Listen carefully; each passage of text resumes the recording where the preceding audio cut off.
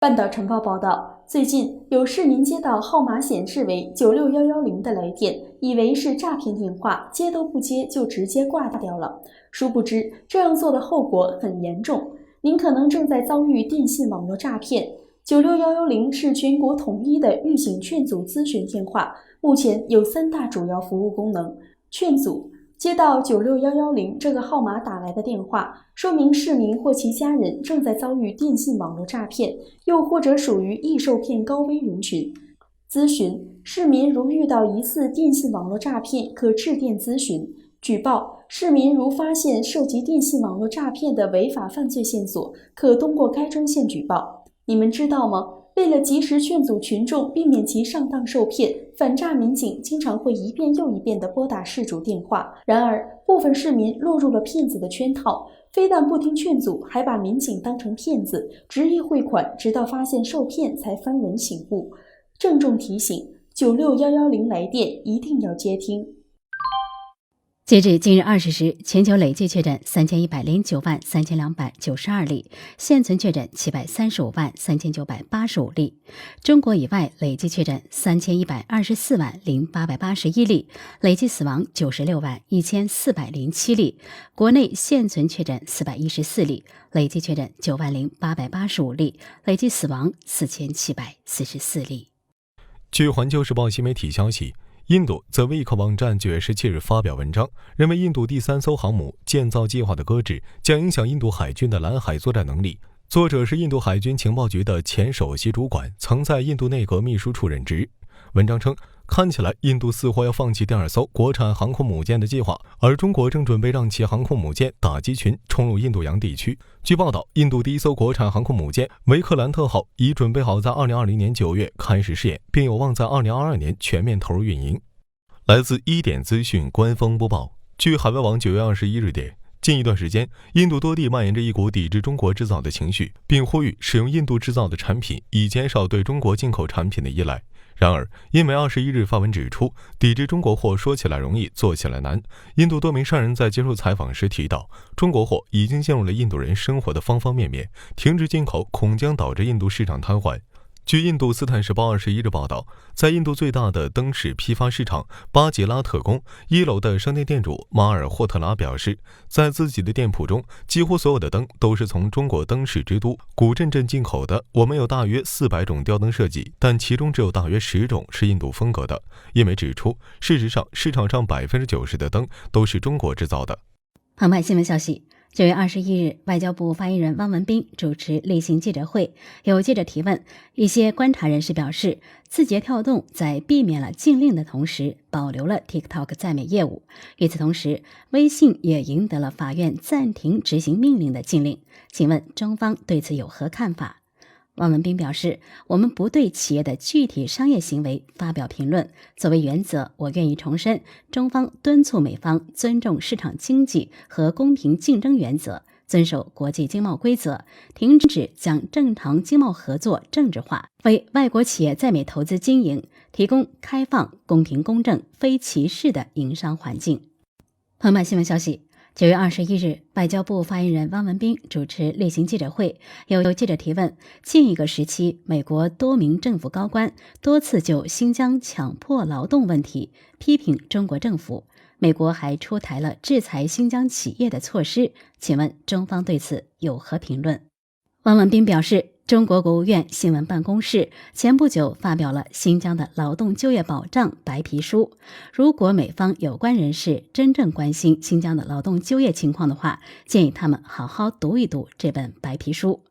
汪文斌介绍到，白皮书开宗明义指出，劳动是人的存在方式，也是人类的本质活动。劳动创造美好生活，促进人的全面发展和人类文明进步。中华人民共和国宪法赋予公民劳动的权利和义务，保障劳动权就是维护人的尊严，就是保障人权。新疆始终把尊重劳动者意愿作为拓宽就业渠道、开展就业培训的重要依据，依法保障劳动者平等就业，获得报酬、休息休假、职业安全、参加社会保险、宗教信仰自由等基本权利，确保劳动者不因民族、地域、性别、宗教信仰不同而受歧视，也不因城乡、行业、身份等而受限制。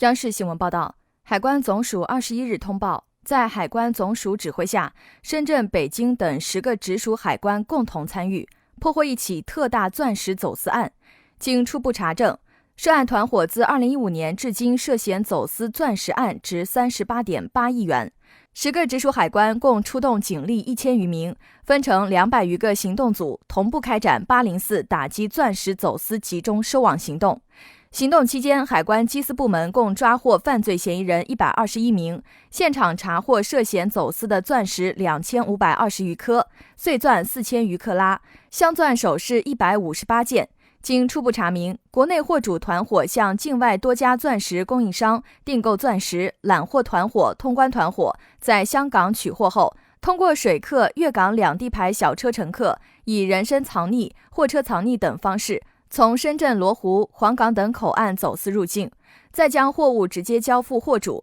或通过快递物流方式送达国内其他货主。下一步，海关将继续加大查验监管力度，严厉打击钻石走私活动。目前案件正在进一步侦办中。来自1点资讯官方播报，据界面新闻消息，TikTok 9月19日发表声明，其母公司字节跳动与美国甲骨文和沃尔玛2家公司达成原则性共识，三方将据此尽快达成符合中美2国法律规定的合作协议。美国商务部19日表示，推迟实施此前宣布的有关禁止 TikTok 软件在美国境内应用商店下载和更新的决定，从当地时间20日午夜推迟到27日午夜。打压 TikTok 的理由一直被特朗普政府归结为国家安全。中央纪委国家监委网站9月21日刊文表示，美国以国家安全为由，对互联网空间实施严密管控。值得一提的是， TikTok 到底如何危及美国的国家安全，美国政府并没有拿出真凭实据。环球网国际消息，当地时间9月20日，超10万白俄罗斯民众走上首都明斯克街头，举行名为团结大游行的集会，抗议8月9日总统大选结果。据俄罗斯塔斯社20日消息，超10万民众当天朝着明斯克独立宫总统府前进。白俄罗斯安全部队并未干扰抗议者的移动，但在市中心加强了警察支队作为应对措施。由于执法人员的封锁，抗议者无法到达白俄罗斯总统卢卡申科所在的总统府，不得不围绕市中心游行了一圈。塔斯社援引白俄罗斯人权机构春天的统计数据称，20日全国范围内至少有169人被捕，在明斯克被捕人数为21人，其中包括前总统候选人季哈诺夫斯卡娅的亲信奥列格·莫伊谢耶夫。澎湃新闻消息，9月21日，外交部发言人汪文斌主持例行记者会，有记者提问，印度媒体报道中印双方会在最近举行新一轮的军长级别会谈，请问中方是否愿意确认这个消息，以及介绍相关会谈的准备以及进展。汪文斌表示，近期中印两国通过外交和军事渠道就解决当前边境事态保持密切沟通。据了解，第6轮军长级会谈正在进行中，如果有消息，中方将会及时发布。环球网国际消息，据法新社报道，伊朗周日表示，美国正面临最大程度的孤立。此前，世界主要大国拒绝接受美国单方面宣布的联合国恢复对伊朗制裁的声明。尽管美国已经退出了伊核协议，但华盛顿方面表示，根据2015年联合全面行动计划伊核协议中的快速恢复机制，制裁已经重新启动。由于其他签署国对此举是否具有法律效力表示怀疑，华盛顿方面威胁要对不遵守协议的国家施加后果。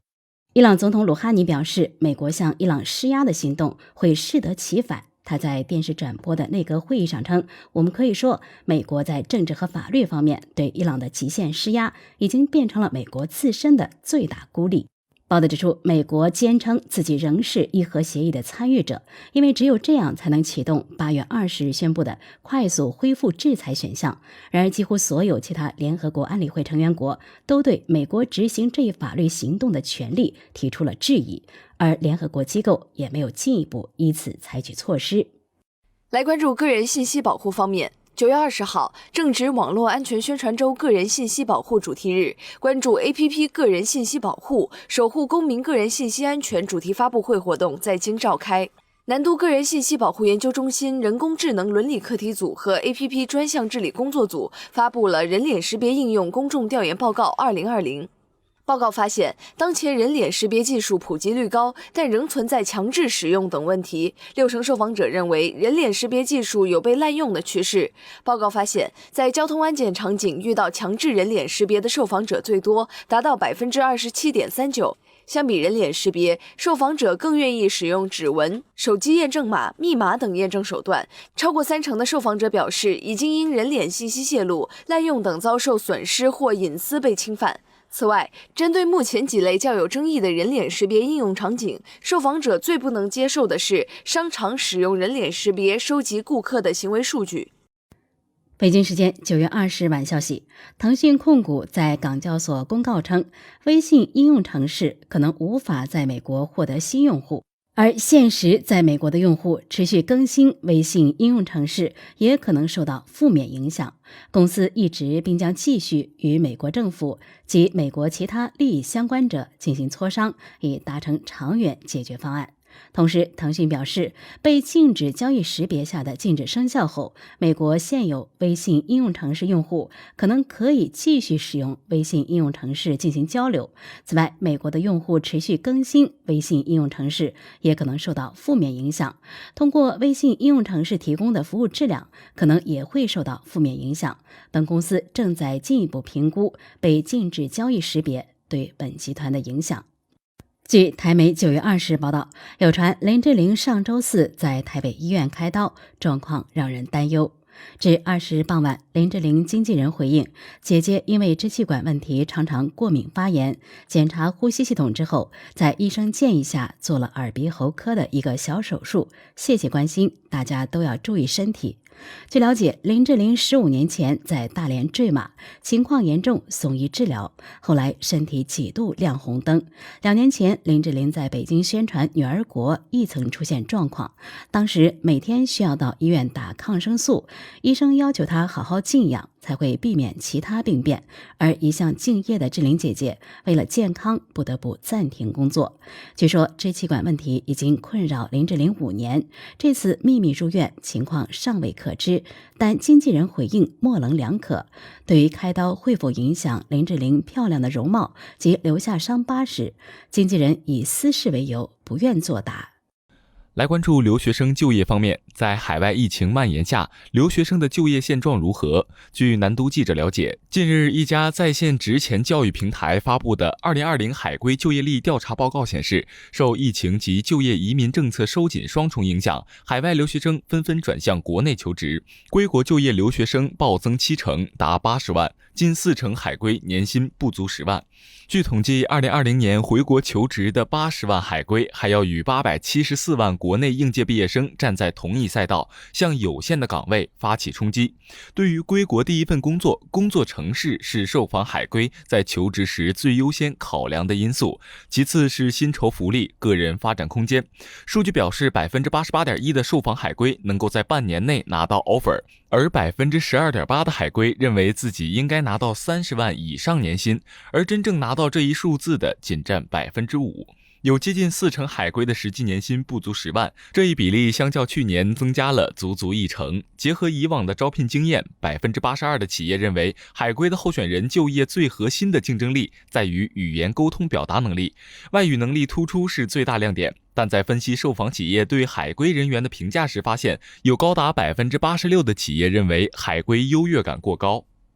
杭州交通9月8报道，近日，中国裁判文书网披露一起刑事案件，浙江一女子以高息回报为诱饵，骗了30多名亲朋好友6700多万，被害对象包括自己的舅舅、弟弟的前妻和同学的妻子等。涉案女子金鱼今年50岁，2013年，她以店面装修为由，向舅舅杨某借了2笔，共100万元。2015年又借款50万元。2016年、2017年又以投资流水线给其股份和资金周转为由，向杨某借了80万元。2017年3月，金鱼谎称投资印刷厂单子，骗得弟弟的前妻徐某人民币20万元，说好投资3个月至半年之后，金鱼单方面失联。2018年3月，金鱼谎称要去北京投资房地产，骗得同学妻子何某人民币50万元。除了向熟人诈骗，金鱼还持有伪造的银行承兑汇票，从被害人马某处拿走定价为194万元的玉器。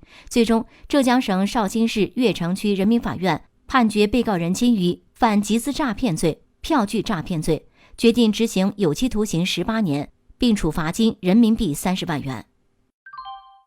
杭州交通918消息，近日，一家车行的张姓女老板原本以为找到便宜车源可以省钱，不料车没买到，反而被骗了60多万元。原来小张本是一家精品车销售公司的老板，今年5月初，他接到一位客户的订单，这名客户在小张的公司里订了一台丰田牌兰德酷路泽汽车，并当下付了车款。可由于店内并没有现车，小张便通过中介了解到，贵阳有一台价格为62.6万元的兰德酷路泽新车正在销售。由于之前与这名中介合作过，小张便放心地将1万元定金打给了对方，很快便获得了这辆车的详细信息。出于安全考虑，小张委托当地物流公司安排了一位验车司机到达车辆所在地，查看了车辆的具体情况。经查验没有任何问题，看了现车，小张也就放心了，没有多加考虑，根据中介的指示，将车款61万8千元打给了贵阳的销售方吴某。让小张意外的是，即便是到了第2天，贵阳的这位销售方吴某还是以各种理由声称自己不能放车。这情形可把小张给急坏了，小张察觉被骗，便立即报了警。民警调查发现，这个吴某仅仅是一个普通的汽车中介，而这辆兰德酷路泽新车虽然确实存在，但实际上和吴某并没有多大关系。这辆车的实际所有人是宝能公司，吴某通过在宝能公司上班的一名朋友得到该车信息后，将其发布到网上，谎称车是他自己的。目前，民警已将吴某从贵阳抓获，并对其依法进行刑事拘留。大辽网报道，最近辽宁马房店发生了一起离奇的车祸，一名男子驾车被自己的车把耳朵给碾断了。事发当天，55岁的吴振驾驶一辆农用车干活，不慎撞到了路边墙体，人从车上摔了下来。此时车辆仍在朝前走，眼瞅着就要从他的头部碾过，吴振使出全身力气躲闪，但左耳被碾断，仅有耳垂和部分软骨与头部相连。家人陪着吴振到医院就诊，入院时已是晚上7点多钟。医生接诊伤者后，发现吴振的左耳轮廓2/3全层断裂，伤口起于耳甲腔，一直到耳后沟，总长约10厘米。断离面的软骨呈粉碎性，必须立即进行手术治疗。为了缩短救治时间，医生当机立断，决定采取局麻的方式对吴振进行耳外伤清创缝合术。术前准备就绪后，医生首先将伤者动耳部分冲洗消毒，清理创口，把离体的耳朵重新缝合固定起来，重建外耳轮廓并修复耳廓外形。伤者断耳时间长，断耳边缘碾压严重，在医生的努力下，这场耗时2个半小时的手术成功完成了。中国日报网消息，据美联社报道，联合国秘书长古特雷斯表示，联合国不支持重启对伊朗制裁。古特雷斯在写给安理会主席的信件中表示，美国国务卿蓬佩奥是否真的根据2015年伊核协议对伊朗启动了快速恢复制裁机制，目前看来似乎仍然存在很大的不确定性的。之前，蓬佩奥曾致函安理会称，伊朗完全不履行联合国全面行动计划伊核协议的规定，要求依照安理会第2231号决议对伊朗启动快速恢复制裁机制。蓬佩奥致函的30天后，特朗普政府19日单方面宣布已经恢复联合国对伊朗的制裁措施，但美国的行动遭到安理会其他理事国的强烈反对。这些国家坚持认为，特朗普政府已经退出伊朗核协议，并单方面重启对伊制裁，因此美方从法律上没有资格要求联合国启动快速恢复机制。在21日即将召开的联合国大会上，美国的这一声明无疑会引发激烈争论。环球网消息，2020年9月21日，外交部发言人汪文斌主持例行记者会，部分内容如下。9有记者提问，美方9月19日单方面宣布，鉴于美8月20日致函要求安理会启动对伊朗快速恢复制裁机制，安理会全部对伊制裁已经恢复，中方对此有何评论？汪文斌回答说，最近一段时间，我和我的同事已经多次介绍中方关于安理会涉伊朗核问题的立场。美国已经退出伊核问题全面协议，不再是全面协议参与方。美方8月20日致函根本不具备法律效力，美方根本没有要求安理会启动快速恢复制裁机制的权利。安理会主席已经做出不对美方要求采取行动的结论。安理会迄今未就启动快速恢复制裁机制采取任何行动。基于以上事实，安理会将根据第2231号决议要求，继续终止相关对伊制裁决议规定。就在刚刚过去的周末，中国、俄罗斯以及法国、英国、德国等伊核问题全面协议参与方已经分别致函安理会主席，就美单方面宣布安理会恢复对伊制裁表明反对立场。欧盟也发表声明，这反映了国际社会共同立场和普遍共识。